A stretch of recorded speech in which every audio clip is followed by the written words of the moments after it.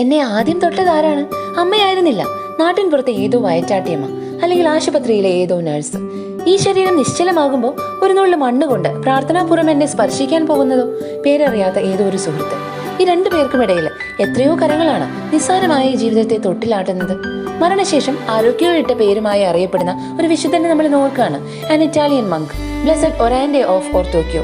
വിശുദ്ധ സ്ഥലങ്ങളിൽ തീർത്ഥാടനം നടത്തി രോഗത്താൽ ക്ഷീണിതനായി അവസാനം ഇറ്റലിയിലെ ഓർത്തോക്യോയിലൂടെ കടന്നു പോകവേ അടഞ്ഞുകിടന്ന സാന്റാ മരിയ ചർച്ചിന്റെ മുൻവശത്ത് കുറെ ഡ്രൈ വൈൻസ് കൂട്ടിയിട്ടതിന്റെ മേൽ മുട്ടുകുത്തി കൊടും തണുപ്പുള്ള രാത്രിയിൽ പ്രാർത്ഥിച്ചു. പിറ്റേന്ന് രാവിലെ പള്ളിമണികൾ തനിയെ മുഴങ്ങി ഈ വിശുദ്ധ ജീവിതത്തിന്റെ യാത്രയയപ്പിനായി. ഡ്രൈ വൈൻസ് തളിർത്ത് ധാരാളം മുന്തിരിക്കലകളും പ്രത്യക്ഷപ്പെട്ടു. പ്രയറിന്റെ പോസ്റ്റർ വെച്ച് ഒറാൻഡെ എന്ന പേരിട്ടതും നാടും വീടും അറിയാത്തതിനാൽ അവരുടെ നാട്ടുകാരനാക്കിയതും ഓർത്തോക്യോക്കാരാണ്. ഭിക്ഷാടകനായി ജീവിച്ച അദ്ദേഹം ഉപയോഗിച്ചിരുന്ന കപ്പിനകത്ത് വീഞ്ഞു ഒഴിച്ചു കുടിച്ചുള്ള രോഗസൗഖ്യങ്ങളേറെ പ്രചാരത്തിലുണ്ട്. Lord, thank you for this wonderful gift of life.